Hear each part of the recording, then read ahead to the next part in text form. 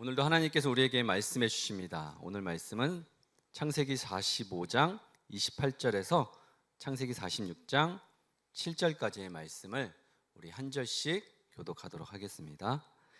이스라엘이 이르되 조카도다 내 아들 요셉이 지금까지 살아 있으니 내가 죽기 전에 가서 그를 보리라 하니라.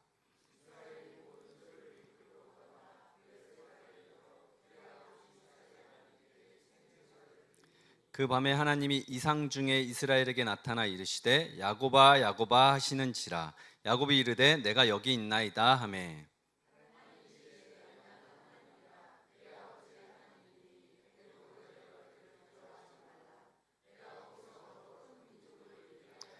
내가 너와 함께 애굽으로 내려가겠고 반드시 너를 인도하여 다시 올라올 것이며 요셉이 그의 손으로 내 눈을 감기리라 하셨더라.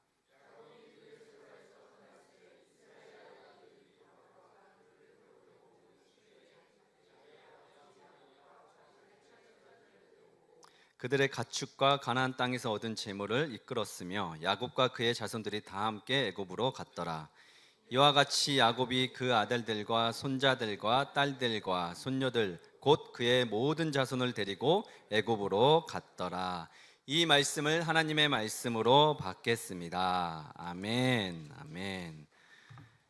네, 우리 옆에 있는 분들과 또 앞뒤로 서로 반갑게 인사하겠습니다. 당신은 소중한 사람입니다. 당신은 소중한 사람입니다. 잘 오셨습니다. 소중한 사람입니다. 지난주에 이어서 오늘 4주째 예배 자리에 처음 나오신 성도님들이 계세요. 저희 그한교회는 새 가족을 이렇게 따로 인사하진 않는데 속으로 또 굉장히 무척 반갑고 환영하고 있습니다. 혹시라도 서운하시면 앞으로 나오셔서 인사하셔도 돼요. 마이크 드릴 테니까. 여러분들 부담 가지실까봐 그러는 거지 너무 반갑고 너무 환영합니다. 그한교회는 그리고 등록교인과 비등록교인을 구분하지 않습니다. 언제든 편하게 오셔서 같이 예배드리면 됩니다.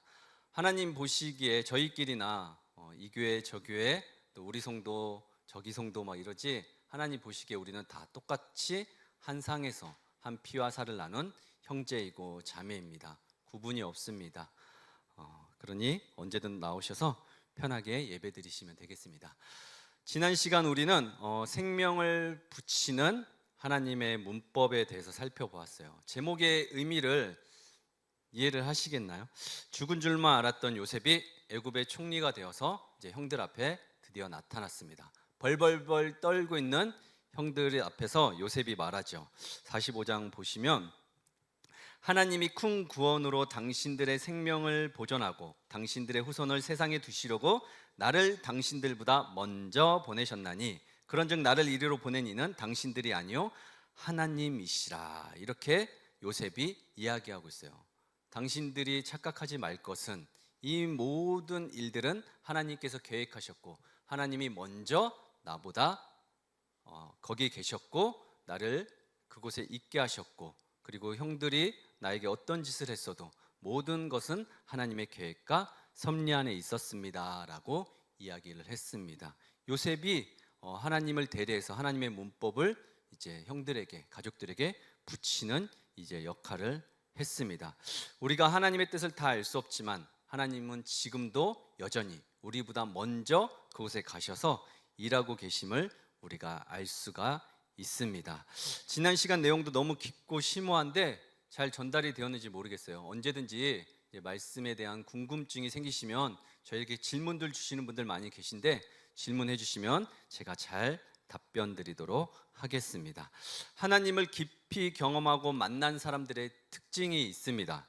저마다 신앙의 성숙도를 드러내놓고 이렇게 말씀은 안 하시지만 우리는 안 보는 척하면서도 다 이렇게 보이죠. 이 사람의 신앙의 성숙도를 판단들 하실 텐데 저도 물론 있습니다.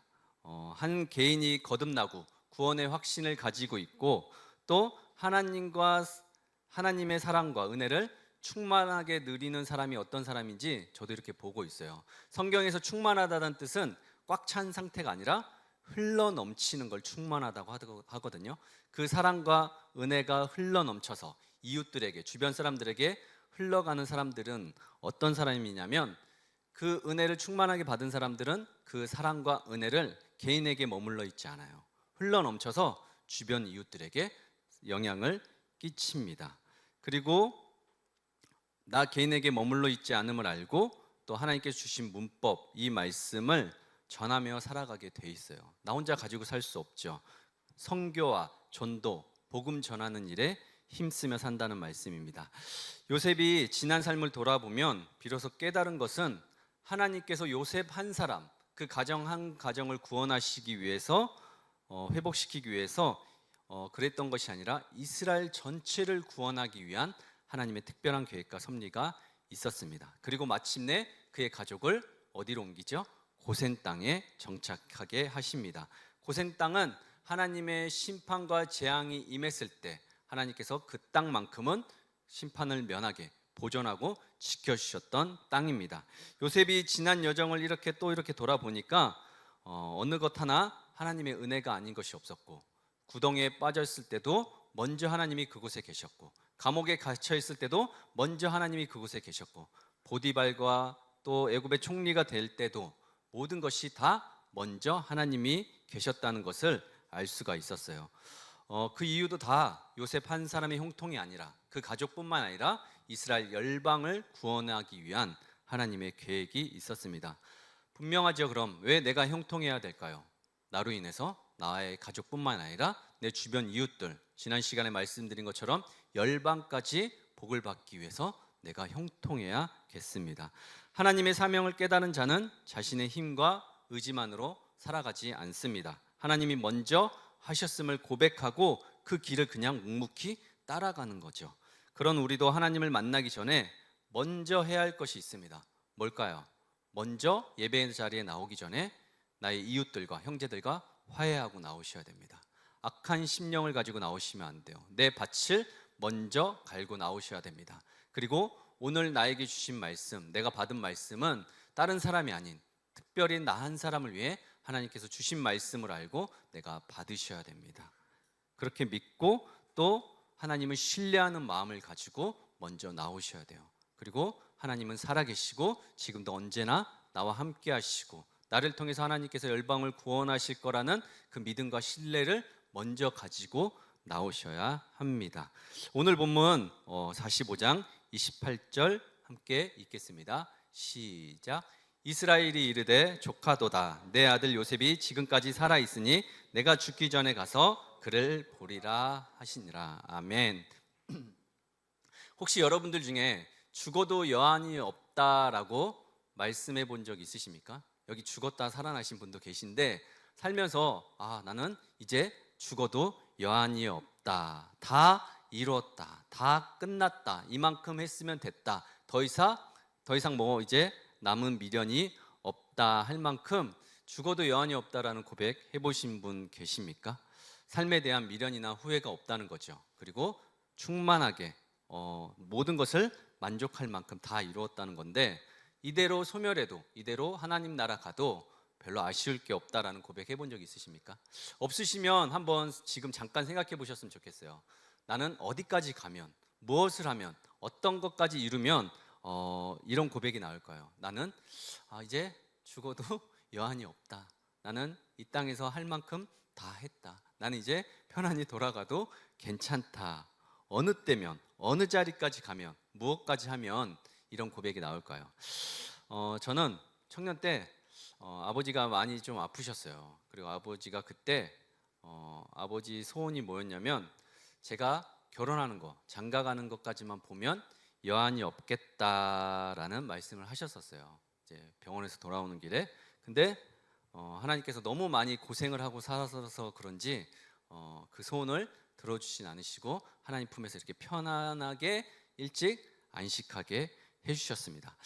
결혼 안 하고 늦게까지 부모님 옆에서 빌붙어 살면서 밥만 축내고 그렇게 나이 먹어가는 자녀들이 있으면 이 자녀들 빨리 해치우고 시집장가 보내면 여한이 없을까요? 또 오랫동안 정말 중요하고 어려운 시험을 준비하는 그런 자녀들이나 준비하는 성도님들 계시면 이 시험만 합격하면 여한이 없을까요? 또 어떨 때 우리가 여한이 없다고 이야기할까요? 제가 반포 성도님 집에 한번 이렇게 초대받아서 신방을 간 적이 있었는데 이렇게 지하에 내려가는 순간부터 뭔가 느낌이 다르더라고요. 지하에 내려갔는데 차들이 일단 달라요. 차들이 달랐고 이제 올라가는 엘리베이터에서 집에 딱 들어갔는데 뭐가 다를까요? 전망이 일단 다르더라고요.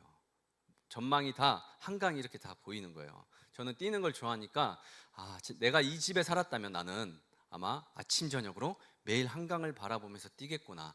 나는 언제 이런 아파트 이런 집에 한번 살아볼까? 이런 집에 살아보면 여한이 없겠다. 그런 고백을 했던 적이 있었어요. 그리고 제가 이제 청년들과 이스라엘을 이제 성지순례를 다녀온 적이 있었는데 그곳에서 아르논 골짜기를 다녀왔는데 그 경치를 보는 순간 입이 다물어지지 않았습니다. 세상에 이런 곳이 어딨지? 이게 정말 아르논 골짜기인가? 미국의 그랜드 캐년은 이거보다 더한다던데 나는 언제 그랜드 캐년 미국에 한번 가보나 그러면 죽어도 여한이 없겠다 이런 생각 한 적도 있습니다. 그러면서 말씀을 준비하면서 하나님께서 딱 한 가지만 너가 죽어도 여한이 없을 딱 한 가지만 나에게 이렇게 기도한다면 무엇을 너는 구하겠느냐 그렇게 말씀하시는 것 같아서 솔직히 기도했어요. 도서관에서 하나님 그한교회 성전이 있었으면 좋겠습니다.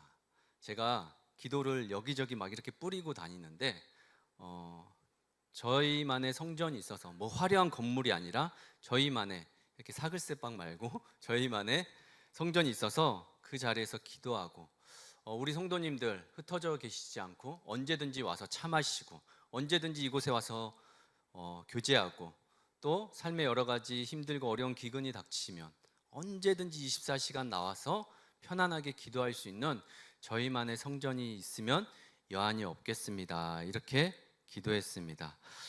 그리고 하나님이 허락하시면 그한교회의 정신을 잘 세워서 이 땅에 그한교회들이 많이 생겨나면 좋겠습니다. 이렇게 기도했었어요. 너무 꿈도 야무진가요, 여러분? 여러분 하나님께 소망을 두십시오. 그러면 하나님께서 반드시 나타나 그가 도우심으로 말미암아 우리가 하나님을 찬송할 수가 있습니다.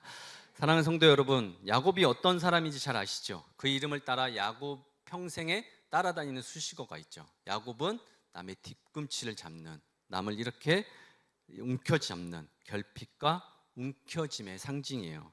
전에도 다 말씀드렸습니다. 그는 태어날 때부터 형 발 뒤꿈치를 잡고 나왔고 늘 사랑에 목말랐고 늘 인정에 목말랐으며 늘 어머니 품 안에서 이렇게 자랐어요. 장자권에 목말랐고 축복에 목말라서 형 에서를 이제 속여서 대신 축복을 받고 또 바단 아람에서는 외삼촌 라반에 이렇게 얹혀 살면서 재산을 이렇게 축적하며 살기도 했습니다. 야곱은 늘 구하기를 더 주시옵소서 부족하나이다 더 채워 주시옵소서 이렇게 외치며 투정했던 현대인의 우리 자화상의 모습과 같습니다.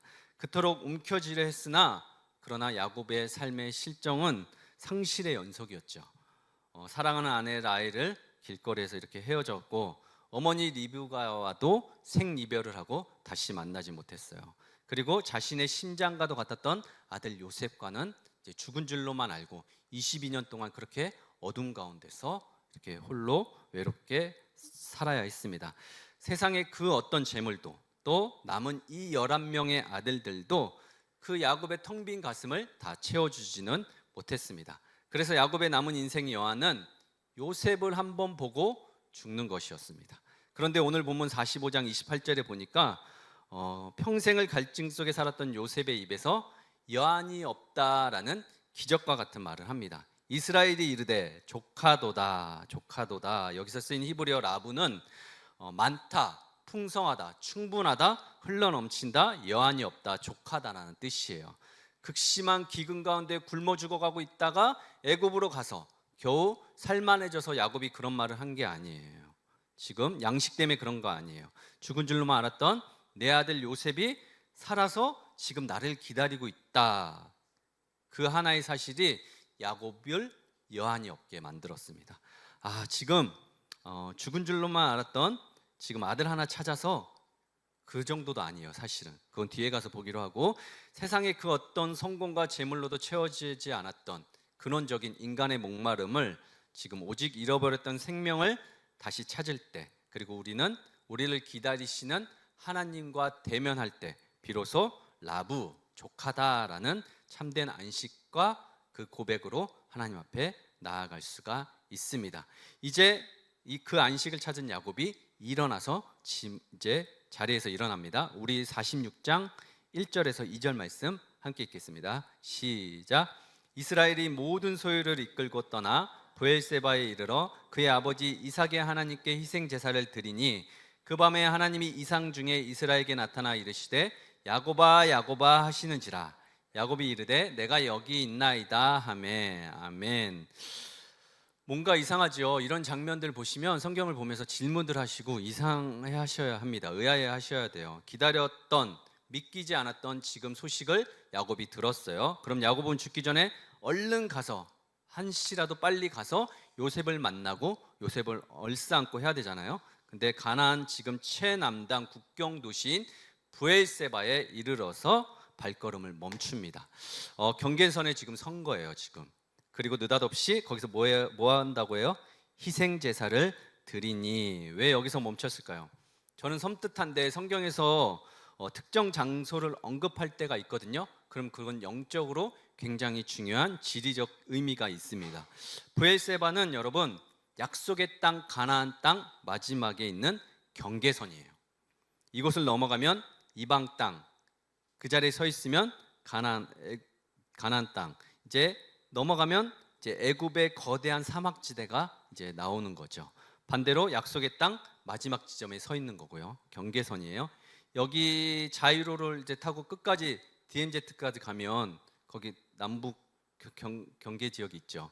넘어가면 북한이고 남아 있으면 우리 땅이고, 한 발만 내밀면 지금 야곱은 애굽이고 그냥 있으면 뒤로 하면 가나안이라고요. 그 경계선에서 야곱은 뭘 하고 있어요? 하나님께 제사를 지냅니다. 브엘세바는 가나안과 애굽 사이에 신앙적 결단이 드러나는 자리예요. 야곱이 지금 그 경계선에서 본능적으로 멈춰 선 거예요. 가지도 않고 돌아가지도 않고 멈춰 서 있습니다. 사랑하는 여러분, 여러분도 지금까지 살아오면서 이런 경계선에서 서본 적 계십니까? 그런 경계선에서 어떤 선택들을 하고 사셨는지 생각하시면서 들으셔야 돼요.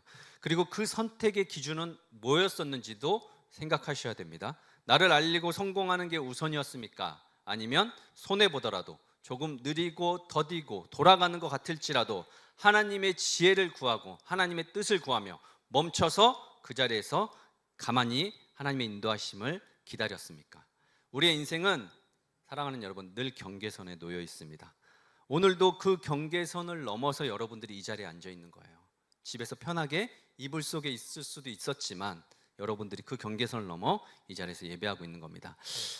제가 설교 준비를 하면서 정말 매주 드는 생각이, 이 정도는 성도님들이 이해하시겠지 하고 넘어갈 때가 많이 있어요. 자세하게 막 설명을 안 하고. 근데 다 알아서들 적용하시면서 들으시죠. 안 되는 거 있으시면 말씀하셔요. 믿음도 신앙도 아예 없는 사람들은 어떻게 살아가냐면 본능대로 살아가요. 육신이 원하는 대로요. 그냥 그렇게 살아갑니다. 가끔 선한 양심이 작동해서 그 양심을 쫓아 살아가겠노라 하지만 연약하죠. 우리에게는 언제나 우리 앞에 경계선이 있는데 그 경계선이 그어져 있다는 것을 기억하셔야 돼요. 그리고 계속 갈등을 합니다. 넘어갈 것이냐 말 것이냐, 하나님 나라냐 세속 나라냐, 죄냐 선이냐, 이런 것들을 계속 이제 그 경계선에 있는데, 저절로 되는 건 뭘까요, 여러분? 저절로 되는 건 그냥 정욕대로 살아가게 되는 것입니다, 여러분. 그러나 오늘 말씀을 기억해내고 브엘세바에 올라가 하나님 앞에 먼저 제사를 드려야 되겠다 인식하는 사람들은 그 경계선에서 멈춰 섭니다. 뭘 볼 수 있을까요? 그럼 그 경계선에서 멈춰서 하나님 앞에 제사를 지내는 사람들은 뭘 볼 수 있어요? 성경을 보세요, 그냥. 그러면 이상을 볼 수가 있습니다. 이 이상을 어떤 학자들은 꿈으로 해석하는 사람들이 있는데, 꿈과는 좀 개념이 다릅니다. 성경에서 이상은 단순한 상상을 넘어서 하나님의 계시가 시작되는 겁니다, 여러분. 잘 기억하세요. 하나님의 계시는요, 어떤 화려한 예배 연출이나 어떤 찬양단의 섹션이나 어떤 말 잘하는 부흥사의 입을 통해서 하나님의 계시가 시작되는 게 아니라 제가 지금까지 경험한 하나님은, 제가 성경이 말하는 그리고 하나님의 계시는요, 아무도 없는 혼자 밤에 브엘세바에 있을 때 하나님의 계시가 시작이 됩니다. 무슨 말씀인지 아시겠죠, 여러분? 궁중심리가 아니라고요, 여러분. 혼자 단독적으로 하나님 앞에 섰을 때, 아무런 작용이 없을 때, 그곳에서 여러분들 핸드폰만 펴서 볼 것이 아니라 말씀을 펴놓고 진지하게 하나님 말씀 앞에 서면 하나님께서 계시해 주신다는 말이에요, 여러분. 아멘이시죠, 여러분? 지금 이삭이 지금 나오는데 이삭과 브엘세바의 연결고리 좀 보세요. 이삭이 왜 나오고 브엘세바가 왜 나올까? 우리 창세기 26장 23절, 24절 함께 읽겠습니다. 시작. 이삭이 거기서부터 브엘세바로 올라갔더니 그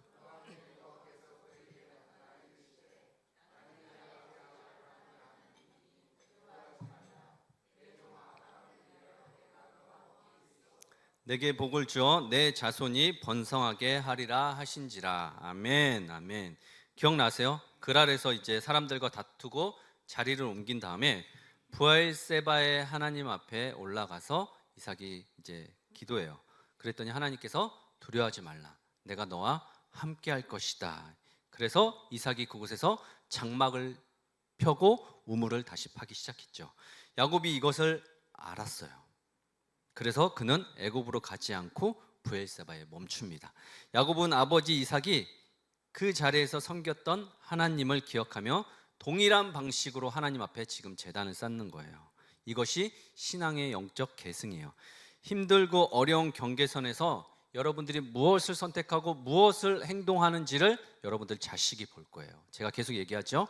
자식이 못 보더라도, 자식이 없더라도 여러분들 주변 사람들이 알 거예요. 여러분들이 경계선에서 항상 무엇을 선택하고 사셨는지를 주변 사람들이 다 보고 알 겁니다, 여러분.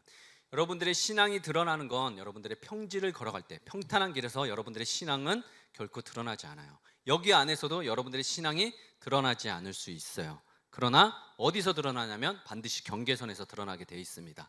말은 나는 사람을 보지 않아 그러면서 계속 사람을 쫓아가요. 그리고 나는 돈을 그렇게 요구하지 않아. 돈은 있다가도 없고 없다가도 있고, 나는 돈에 연연하지 않아 그러면서 계속 돈에 넘어지고 돈을 쫓아가는 사람들, 그건 넘어지는, 말하는 그 사람이 아니라 넘어가지고 쫓아가는 그 사람이 본인이죠. 이게 다가 아니에요. 야곱에게 이삭의 하나님은 죽음의 자리에서도 살리시는 하나님이시거든요. 지금 야곱에게 필요한 하나님은 다른 게 아니라 정확히 지금 죽음 가운데서도 살리시는 하나님이 필요했어요. 왜냐하면 22년 동안 요셉이 어떻게 된 줄 알았어요? 죽은 줄 알았잖아요. 그럼 그 요셉을 살릴 하나님이 절실히 필요했는데, 이삭은 여러분 족장들 중에서도 가장 온순한 족장 중 하나예요. 왜냐하면 아버지 아브라함의 등에 업혀 모리아산으로 가서 이렇게 번제로 바쳐질 뻔했던 기억이 있잖아요. 그런 야곱이 언제 하나님을 만났습니까? 지금 언제 만나고 있어요? 밤에 만나고 있어요, 여러분. 제가 성경에서 밤은 무엇을 상징한다고 했죠? 죄와 심판, 어두움, 그다음에 외로움, 고독, 이런 것들을 상징한다고 했어요. 그건 뭐냐면 인간의 실존적 한계를 나타낼 때 밤을 사용해요. 그러나 또 한 가지 반드시 기억해야 할 것이 있습니다. 밤은 그런 상황에서도 극적으로 역전하듯이 하나님을 만날 수 있는 시간이기도 합니다, 여러분. 야곱에게 그런 밤의 경험이 있어요. 기억하시죠? 약복강에서 하나님과 밤새 씨름해서 하나님을 이겼잖아요. 그리고 야곱이 그 광야 한복판에서 돌베개를 베고 잤을 때 꿈에서 하늘과 땅이 맞닿은 사닥다리, 그런 꿈도 꾼 기억이, 밤의 기억이 있습니다. 사랑하는 여러분, 기억하십시오. 오늘 밤에는 누구만 있냐면 나와 하나님 그리고 사단만 있습니다, 여러분. 밤에 여러분들 아무도 없어요. 밤에 여러분들이 무슨 짓을 하고 무엇을 보고 어떻게 사는지는 하나님과 사단, 나만 알 수 있습니다, 여러분. 여러분들이 죄의 종노릇하면서 그렇게 살아주셔도 되고, 하나님의 말씀을 선택해서 선한 양심으로 하나님의 뜻을 구하며 살 수도 있습니다. 저는 여러분들이 낮에만 살기를 바라지 않습니다. 밝은 빛 가운데만 살기를 바라지 않아요. 사람들이 등 따스고 배부르고 잘 나가면 그 그 다음은 무엇을 선택하면 어떻게 사는지 제가 지금까지 살면서 계속 보고 있습니다. 적당한 밤이 여러분들의 삶에 있어도 괜찮아요, 여러분. 대신 하나님을 의지할 수만 있다면요. 그러라고 애석하게도 우리에게 밤이 찾아오는지도 모르겠어요, 여러분. 조금 불편한 관계, 조금 어려운 현실, 뜻하지 않는 삶의 여러 가지 기근들이 찾아오거들랑 여러분, 그런 밤이 찾아오면 여러분 낙심하고 절망하지 마세요. 괜찮아요. 그때 하나님의 이름을 부르시고 하나님을 만나시면 됩니다, 여러분. 아멘. 하나님에 대한 그때 여러분들이 가지고 있어야 될 건 다른 게 아니에요, 여러분. 돈도 필요 없고 사람도 필요 없어요. 하나님에 대한 갈망하는 마음, 하나님께서 나를 좀 도와주셨으면 하는 그런 간절한 마음만 가지고 계시면 충분히 그 밤에도 하나님을 경험할 수 있습니다. 가장 낮은 경계선으로 내려와 지금 하나님께 제사를 드리고 아무도 없는 캄캄한 밤에 지금 야곱이 하나님을 기다리고 있어요. 그리고 마침내 하나님께서 말씀하십니다. 야곱아, 야곱아, 미녀가, 미녀가, 기현아, 기현아, 정훈아, 정훈아, 이렇게 이야기하고 계세요. 히브리어 이름의 반복은 성경에서 매우 특별한 순간에 이렇게 등장하거든요. 아브라함아, 아브라함아 할 때, 이삭을 제물로 바칠 때 그렇게 얘기하셨고, 또 모세를 부를 때 떨기나무에서 모세야, 모세야 이렇게 부르셨습니다. 그리고 사무엘에게 첫 소명을 주셨을 때도 사무엘아, 사무엘아 이렇게 부르셨잖아요. 제가 사역만 놓고 봤을 때요, 제 인생에서 가장 편안하고 좋았던 시절은 큰 교회에서 사역했을 때, 많은 사람들 무리에 있었을 때였던 것 같아요. 그때는 기획을 위주로 하고 관리 위주로 했던 것 같아요. 그러니까 선생님들 또 우리 청년들 이렇게 신방하고, 성도님들 신방하고 설교 준비하고, 주보는 어떻게 만들라고 이렇게 요청 드리고, PPT도 제가 왜 만들어요? 만들어 주시는 분 계셨고, 어디 영상 편집을 제가 다 합니까? 영상 미디어 팀에서 영상 편집도 다 해주고 알아서 다 해줬죠. 다 해주는 사람이 있었어요. 저는 잘 관리하고 잘 기획해서 잘 이끌고 가는 역할만 했었습니다. 뭐 이렇게 자질구레한 일들이, 행정적인 일들이 많지 않아서 시간적 여유를 가지면서 말씀도 깊이 이렇게 연구할 수 있었고, 성도님들도 이렇게 자주 만날 수가 있었죠. 지금은 어떨까요, 여러분? 하나부터 열까지 누가 해줄까요? 혼자 해야 될까요? 혼자 다 해야죠. 근데 저보러 휴가도 다녀오고 좀 쉬라고 하시는데, 휴가 다녀오고 쉬면은 제 일이 갔다 오면 이렇게 돼 있을까요? 아니면 그래도 남아 있을까요? 그대로 남아 있죠. 네. 그러나 너무 감사한 것은 물론 매번 시킬 거 없냐, 같이 하자 이렇게 말씀해 주시고 너무 많이들 도와주시는데, 제가 저만 이렇게 할 수 있는 일이 있는 것 같아요. 솔직히 맡겨도 성이 안 차고 매일 이렇게 도서관에서 이렇게 10시까지 이렇게 있다가 이제 그 전에 이제 아이들도 좀 챙기고, 이제 신방 있으면 신방도 하고, 10시에 만약에 퇴근하면 이제 집에 이제 가방이나 놔두고 옷 갈아입고 이제 뛰어요. 호수공원을 뛰고 이제 집에 오면 이제 1시쯤, 12시 반쯤 되면은 이제 씻고 이제 뉴스 좀 보다가 핸드폰으로 이렇게 막 일어나 보면 어플이 하나씩 막 지워져 있어요. 잠결에 막 이렇게 눌렀는지 막 이렇게 그렇게 하루하루 이렇게 보내고 있는데, 그러나 제가 그 큰 교회에 있을 때랑 지금 어느 때 더 좋을까요? 지금이요? 무슨 근거로 그렇게 말씀하시죠? 그건 제 마음이니까, 제 마음 아무도 모르니까.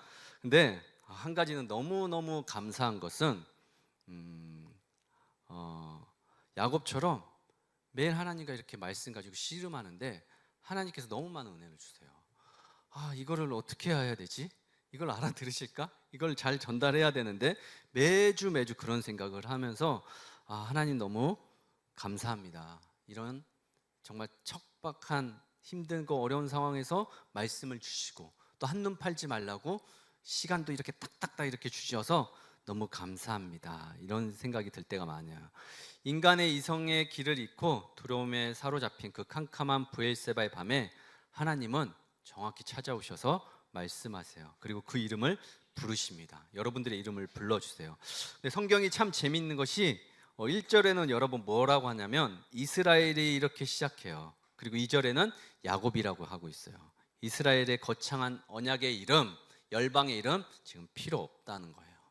야곱, 늙고 힘없고 다 이제 쇠신한 그 연약한 자, 그 야곱의 이름을 2번이나 부르면서 야곱의 내면을 지금 만져주시는 거예요. 불안과 두려움에서 지금 하나님이 만나주시는 거예요. 인격적인 하나님께서 인격적으로 지금 야곱에게 다가가 주시는 겁니다. 제가 하나님 앞에 설 때 여러분 안 계실 때 하나님 앞에 설 때 그 한교 담임 목사입니다. 그러고 목을 이렇게 딱 세우고 하나님 은혜 좀 주세요. 힘들어요. 막 이렇게 할까요? 아니면 바싹 엎드릴까요? 바싹 엎드려가지고 하나님 저 좀 도와주세요. 저 좀 살려주세요. 저에게 시간 좀 주세요. 저에게 필요한 것들 좀 채워주세요. 이렇게 납작 엎드립니다, 여러분. 사랑하는 여러분, 사람들 앞에서 우쭐 대셔도 돼요. 가진 척 하시고요. 마음껏 자랑하고 사세요. 센 척 하시고요. 그러나 여러분들 기억하세요. 밤이 찾아오거들랑 혼자 있을 때 여러분 하나님 앞에 바짝 엎드리세요, 여러분.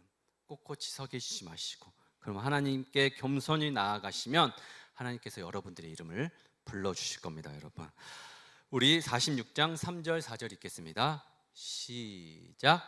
하나님이 이르시되 나는 하나님이라 내 아버지의 하나님이니 애굽으로 내려가기를 두려워하지 말라. 내가 거기서 너로 큰 민족을 이루게 하리라. 내가 너와 함께 애굽으로 내려가겠고 반드시 너를 인도하여 다시 올라올 것이며 요셉이 그의 손으로 내 눈을 감기리라 하셨더라. 아멘. 할렐루야. 저는 감사하게도 여러분들은 어떠실지 모르겠지만 정말 이런 말씀을 읽으면요 몸에 전율이 돋는 것 같아요. 하나님의 응답은 여러분 철학적이거나 모호하지 않아요, 여러분. 애매모호하지 않습니다. 인간의 내면을 정확히 꿰뚫고 정확히 그가 필요한 것이 무엇인지를 알고 말씀해 주세요. 야곱이 안고 있던 가장 깊은 두려움의 정곡을 찔러서 답하십니다. 야곱아, 너 애굽 내려가기 싫지? 너 애굽으로 가는 거 두렵지? 요셉이 살아있다 할지언정 너 애굽 가는 거 원치 않지? 두렵고 망설여지지? 아무리 요셉이 살아있다 한들 너의 내면을 내가 알아. 가기 싫은 거, 두려운 거, 죽을까 봐 겁내고 있는 거 알아. 그래서 나 너 혼자 보내지 않아. 너랑 같이 내려갈 거야. 그리고 나 있는 곳에 너 있게 할 거야. 내 오른손으로 너 붙들고 내가 다시 너를 가나안 땅으로 올려보낼 거야. 그때는 너가 상상도 못했던 많은 사람들이 너의 뒤에 있을 거야. 내가 너 혼자 보내지 않아. 그러니 무서워하지 말고 두려워하지 마. 내가 같이 갈 거야. 지금 하나님께서 그렇게 말씀하시는 거예요. 임마누엘 하나님은 하늘에만 계신 하나님이 아니에요. 막연히 우리가 손을 뻗어서 하나님 어디 계세요? 하나님 살아 계십니까? 하는 하나님이 아니라 하나님은 우리의 가장 낮은 곳으로 찾아오세요. 애굽의 진흙 구덩이 속이라도 내 백성이 필요하다고 하면 두려움에 떨고 있으면 하나님께서 친히 찾아가서 그를 붙들고 같이 동행해 주셔요, 여러분. 그리고 그걸로 끝이 아니라 출애굽을 약속하십니다. 애굽은 여러분 야곱의 종착지가 아니라 지금 기근이 있어서 잠시 70여 명 되는 가족을 데리고 가는 피난길이에요, 여러분. 그리고 잠시 있다가 200만 명이 되는 어마어마한 큰 민족을 키워내고 다시 돌아오게 될 것이라고 하나님께서 약속하고 계세요. 우리가 들어야 할 하나님의 응답이 바로 이것입니다. 어디로 가느냐보다 중요한 것이 아니라 내가 누구랑 함께 가느냐가 정말 중요합니다, 여러분. 내가 너와 함께 내려가고 반드시 다시 너를 이끌고 네가 있던 그 자리로 내가 다시 올 것이다라는 하나님의 음성을 꼭 들으셨으면 좋겠어요. 월드컵 32강, 16강 드는 게 중요한 게 아니고 사업장이 이제 막 시작했는데 성공하고 성공하지 않고가 중요한 것이 아니고 교회가 이제 막 개척했는데 부흥이 되고 안 되고가 중요한 게 아니라 하나님이 이곳에 함께 계시는지 안 계시는지, 이것이 우리 삶의 현실에 너무 중요합니다, 여러분. 그것이 하나님과 나와 동행하느냐 안 하느냐, 그것이 너무나도 중요해요. 내리막길일지라도 그곳에 하나님이 계시면 여러분 그걸로 괜찮아요. 왜냐하면 하나님이 올라오게 하실 거니까. 그리고 4절에 요셉이 지금 그의 손으로 뭐라고 하고 있어요? 내 눈을 감기리라 하고 있어요.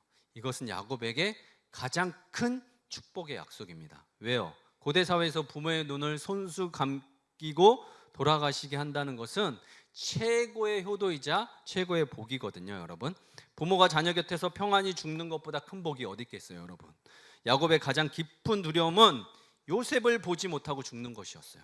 그러나 하나님은 그 두려움 가장 밑바닥에 있는 것을 정확히 건드리시면서 너는 상상도 못했겠지만 너가 이 세상 끝나는 날 요셉이 네 머리맡에서 너의 눈을 감기게 할 거야.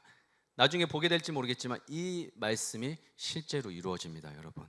브엘세바의 칠흑 같은 어두운 밤에 야곱은 하나님의 이 음성을 듣고 비로소 아침을 맞이해서 자신의 경계선에서 이제 떠날 채비를 합니다. 우리 마지막으로 46장 5절에서 7절까지 함께 읽겠습니다. 시작. 야곱이 브엘세바에서 떠날 새 이스라엘의 아들들이 바로가 그를 태우려고 보낸 수레에 자기들의 아버지 야곱과 자기들의 처자들을 태우고 그들의 가축과 가나안 땅에서 얻은 재물을 이끌었으며 야곱과 그의 자손들이 다 함께 애굽으로 갔더라. 이와 같이 야곱이 그 아들들과 손자들과 딸들과 손녀들 곧 그의 모든 자손을 다 데리고 애굽으로 갔더라. 아멘. 사랑하는 성도 여러분, 브엘세바의 캄캄한 밤을 뜬 눈으로 하나님과 대면하고 보냈던 이제 야곱이 하나님의 세밀한 음성을 듣고 마침내 5절에서 아침을 맞이합니다. 더 이상의 야곱의 주저함이 있어요, 없어요? 없습니다. 끝났어요. 이제 모든 가축과 재물 그리고 모든 자손을 수레에 다 태우고 이제 함께 애굽으로 내려간다고 기록하고 있어요. 우리는 여기서 잠시 이제 야곱의 지난 22년의 삶을 돌아봐야 됩니다. 마지막으로 너무 중요한 메시지가 있어요.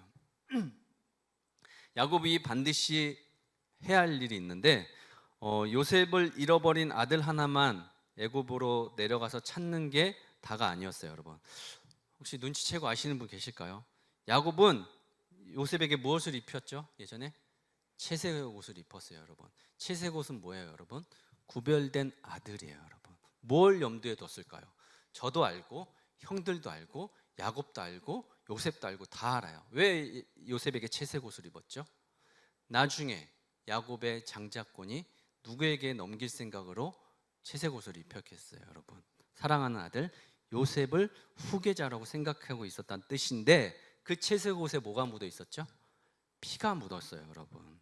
그리고 요셉은 사라져 버렸어요, 여러분. 그리고 형들이 딜짐승에게 찢겨 죽였다고 이제 채색 옷만 이렇게 보여주니까 야곱이 그 채색 옷을 안고 통곡하며 나날을 보내요. 자식을 잃은 슬픔을 더해 피로 얼룩진 채색 옷을 보면서 야곱은 무슨 생각을 했겠어요? 끝났다. 내 사명 다 망했다. 이대로 실패다.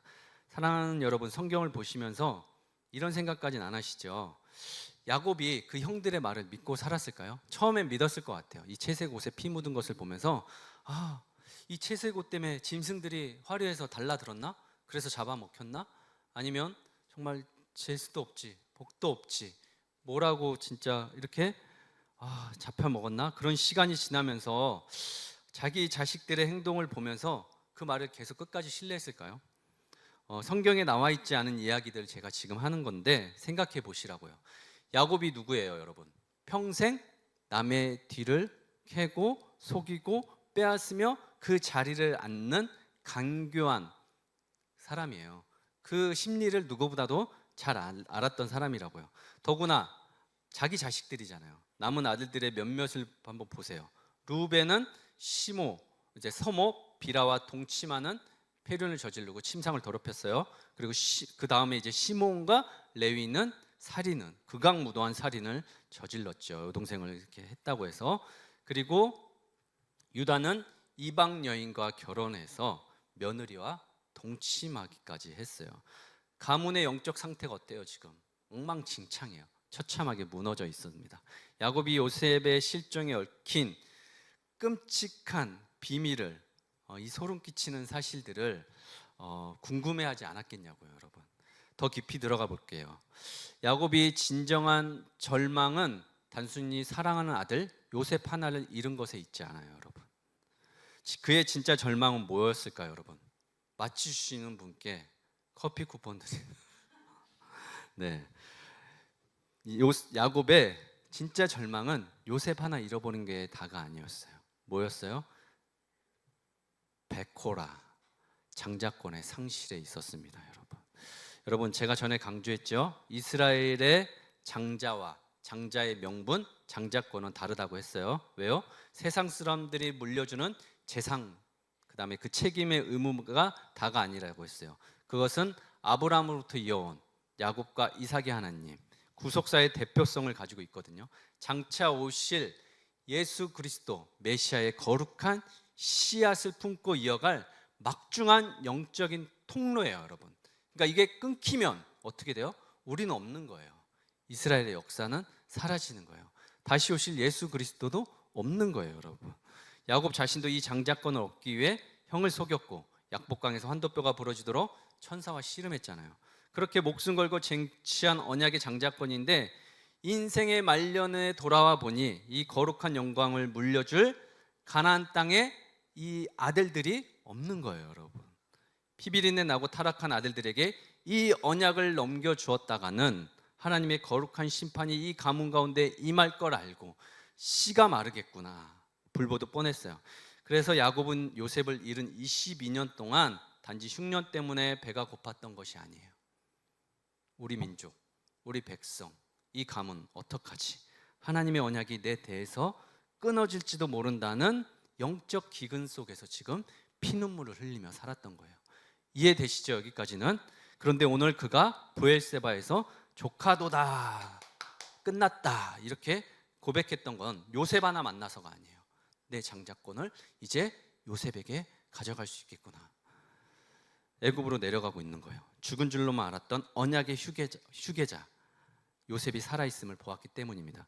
성경은 훗날 역대상 5장 1절 2절에서 이걸 정확히 이야기해요. 제가 올렸나요? 역대상 5장 1절 2절 있나요? 있네요. 함께 읽겠습니다. 시작. 이스라엘의 장자 르우벤의 아들들은 이러하니라. 르우벤은 장자라도 그의 아버지의 침상을 더럽혔으므로 장자의 명분이 이스라엘의 아들 요셉의 자손에게로 돌아가서 족보의 장자의 명분대로 기록되지 못하였느니라. 유다는 형제보다 뛰어나고 주권자가 유다에게 났으나 장자의 명분은 요셉에게 있으니라. 아멘. 아멘. 저기 성경에 보시면, 여러분들 성경에도 있는지 모르겠는데 가로가 있어요. 성경에 한 번씩 보시면 가로가 이렇게 있는데, 가로는 하나님의 해석, 주권적인 해석이 담겨져 있는 거예요, 여러분. 자, 대놓고 이야기할 수는 없지만 이 장자의 명분, 장자권은 누구에게 있다고요? 요셉에게 있다는 거예요. 지금 르우벤도, 레위도, 시몬도 지금 유다도 아닌 요셉에게 있다는 거예요. 제가 여러분들에게 말씀대로 그대로 기록되어 있어요. 복잡한 가족사로 인해 요셉이 서열상 장자라고 말하기는 어렵겠지만 다 안다. 요셉을 보면 누가 이 장자권을 가지고 있고 누구를 통해서 예수 그리스도가 오셔야 되는지, 그가 언약의 통로라는 것을 이야기하고 있어요, 여러분. 그래서 이와 같이 7절을 보시면 야곱이 그 아들들과 손자들과 딸들과 손녀들 곧 그의 모든 자손을 데리고 애굽으로 갔습니다. 그래서 여기서 자손으로 번역된 히브리어 제라가 씨앗을 의미하거든요, 여러분. 야곱은 지금 가나안 땅에서 썩어 없어질 뻔했던, 증발해버릴 뻔했던 하나님의 거룩한 씨앗들을 모조리 다 모아서 지금 누구에게 가져가는 거예요, 여러분? 요셉에게 지금 거대한 언약으로 들어가고 있는 거예요. 사랑하는 여러분, 이제 말씀을 맺겠습니다. 우리 인생에도 여러분 때로는 언약이 끊겨진 것 같고 대가 다 끊긴 것 같고 약속이 다 사라진 것과 같은 그 기근의 22년의 세월을 보낼 수가 있어요. 내 삶에도 더 이상 소망이 보이지 않는다, 씨가 다 말라버렸다, 절망의 밤을 보낼 때가 있을 수 있어요. 내 힘으로 도저히 이 영적인 장자권을 보존할 수도 없고 전할 수도 없고 그런 비참함에 빠지기도 합니다. 그러나 여러분 기억하십시오. 우리가 절망하고 있는 그 캄캄한 어두운 밤 가운데도 하나님은 우리보다 먼저 애굽의 요셉을 보내셨듯이 살아계신 예수 그리스도를 먼저 십자가에 내어주심으로 말미암아 우리가 영원한 살 길을 보장받을 수 있었습니다. 우리를 위해 예배해 두셨어요. 오늘 우리에게 필요한 것은 브엘세바의 밤을 통과하는 일입니다. 내 감정과 욕망대로 덜컥 세상의 수레에 올라타기보다 인생의 경계선에 멈추어 서세요. 그리고 그곳에서 십자가의 제단을 쌓으십시오. 그리고 밤의 환상 중에 하나님의 음성을 꼭 들으세요. 내가 너와 함께 내려갈 것이야. 그리고 너와 함께 올라갈 거야. 여러분, 제가 이 말을 언제 기억하라고 말씀드렸어요? 밤이라고 말씀드렸어요. 여러분들이 평생 낮 가운데 밝은 빛 가운데 형통하게 살기를 원하지만 여러분들의 밤이 찾아오시거들랑 그곳에서 하나님의 이름을 부르시고, 하나님, 내가 지금 계속 내려가고 있습니다. 끝인 줄 알았는데 끝이 없이 계속 땅으로 내려가고 있어요. 하나님, 두렵습니다. 아무도 도와주지 않는 것 같아요. 주님, 어떡합니까 내 삶? 그럴 때 하나님의 음성을 들으십시오. 내가 너랑 같이 내려갈 거야. 그리고 반드시 너를 잡고 내가 다시 올라올 거야. 사랑하는 여러분, 하나님께서 여러분들의 기도에 응답해 주실 것입니다. 그 음성을 들은 자만이 비로소 세상의 수레, 나의 욕망이 아닌 하나님의 사명과 언약을 깨닫고 당당히 이 세상을 살아갈 수가 있습니다. 이번 한 주간 여러분이 서 있는 그 경계선의 딜레마에서 여러분 속지 마시고 두려워하지 마시고, 하나님이 여러분과 함께 그 고난의 현실 속에서도 동행하신다. 그 경계선에서 여러분들이 기도하며 무엇을 선택하는지 하나님께서 기다리고 지켜보고 계신다는 것을 꼭 기억하십시오. 그러면 하나님께서 마침내 여러분들이 입술로 조카도다, 충분하다, 괜찮다라는 고백을 받게 해주실 것입니다. 여러분, 그렇게 일하실 주님을 우리가 기대하며 이 시간 찬양하며 나아가겠습니다. 아무것도 두려워 말라. 아무것도 두려워 말라. 주 나의 하나님이 지켜주시네. 놀라지 마라, 겁내지 마라. 주님 나를 지켜주시네. 아무것도 두려워 말라. 아무것도 두려워 말라. 주 나의 하나님이 지켜주시네. 놀라지 마라, 겁내지 마라. 주님 나를 지켜주시네. 내 맘이 힘에 겨워 지칠지라도, 내 맘이 힘에 겨워 지칠지라도 주님 나를 지켜주시네. 세상에 험한 풍파 몰아칠 때도 주님 나를 지켜주시네.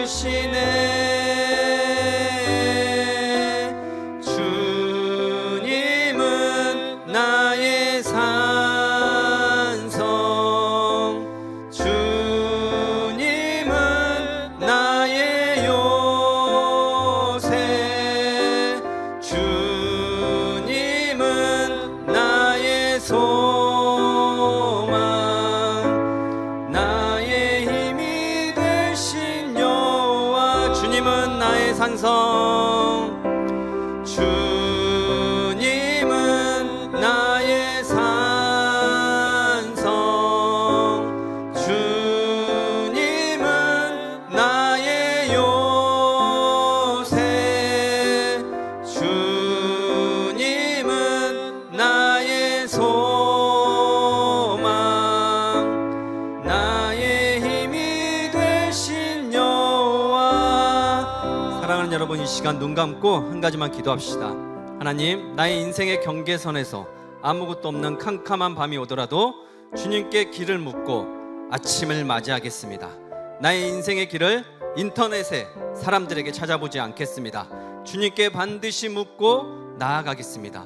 주님, 나의 삶을 인도하여 주시옵소서. 이 시간 우리 주님의 이름 한번 부르고 기도의 자리로 나아가도록 하겠습니다. 주여! 살아계신 아버지 하나님, 우리 성도님들에게 인생의 밤이 찾아오거들라 어떤 경계선에 머물러 있던 간에 하나님 그곳에서 장막을 치고 하나님 앞에 제단을 쌓고 하나님께 묻고 걸어갈 수 있도록 인도하여 주시옵소서.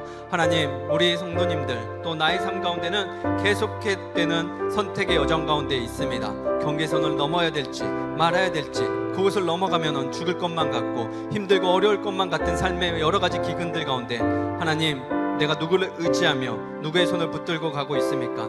하나님께서 나와 함께 하시면 어떤 길로도 내려갈 수 있고 다시 어떤 길로도 올라갈 수 있음을 믿고 신뢰하며 나아갈 수 있도록 도와주시옵소서. 하나님, 요셉 한 사람을 구원하고자 하신 것이 아니라 하나님, 야곱에게 있던 장자의 명분이 요셉에게로 가서 하나님, 이스라엘 백성 열방을 구원하시기 위한 하나님의 특별한 섭리가 있는 줄로 믿사오니 하나님, 나 한 사람을 통해서 열방이 구원받도록 하나님 일하여 주시옵소서. 주님께서 일하실 것을 믿습니다. 주님 어서 오시옵소서. 살아계신 하나님, 오늘 개척 28번째 예배를 통해 우리를 브엘세바의 밤으로 초청하여 주시니 감사합니다. 하나님의 언약이 끊어진 줄 알고 22년 캄캄한 절망 속에서도 하나님, 야곱에게 내 아들 요셉이 살아있다는 소식이 모든 결핍을 채웠던 것처럼 죄와 사망의 기근에서 죽어가는 우리에게 예수 그리스도께서 십자가를 이기시고 부활하셨다는 이 복음의 메시지, 저만 이 목마름을 채우고 사는 것이 아니라 이 목마름을 채우기 위해 하나님, 우리의 이웃들에게도 복음을 전하며 살게 하여 주시옵소서. 주님, 내일부터 우리 성도님들이 또다시 기근이 몰아치는 세상, 영적인 한복판에서 애국과 같은 치열한 삶의 한복판으로 나아갑니다. 또 여러 경계선에서 갈등과 선택과 여러 가지 힘든 여정 가운데 있을 때 하나님께서 그곳 안에서 주님의 이름을 부르기를 간절히 찾고 있음을 기억하게 하여 주시옵소서. 그리고 지혜를 주시고 소망을 주셔서 주님의 이름으로 하나님 다시 용기를 얻고 살아갈 수 있도록 인도하여 주시옵소서. 우리의 영원한 장자 되시며 살아계신 우리의 소망 되신 예수님의 이름으로 기도드립니다. 아멘. 우리 예수님이 가르쳐 주신 기도와 축도로 예배를 마치겠습니다. 하늘에 계신 우리 아버지, 아버지의 이름을 거룩하게 하시며 아버지의 나라가 오게 하시며 아버지의 뜻이 하늘에서와 같이 땅에서도 이루어지게 하소서. 오늘 우리에게 일용할 양식을 주시고 우리가 우리에게 잘못한 사람을 용서하여 준 것 같이 우리 죄를 용서하여 주시고 우리를 시험에 빠지지 않게 하시고 악에서 구하소서. 나라와 권능과 영광이 영원히 아버지의 것입니다. 아멘. 이제는 우리 주 예수 그리스도의 은혜와 하나님의 크신 사랑과 성령님의 감화 감동 역사 충만하심이 어두운 밤 인생의 갈림길에서도 나만의 브엘세바에 올라가 하나님의 뜻을 구하며 나와 동행하시는 하나님의 약속을 믿고 담대히 세상으로 나아가 내가 그 땅에도 복음을 전하며 살리라 다짐하며 나아가는 우리 사랑하는 성도님들 머리 위에, 그 가정 위에, 그 사업장 위에, 또 연결되어 있는 모든 우리 이웃들 위에 지금부터 영원토록 함께 하시기를 간절히 축원하옵나이다. 아멘.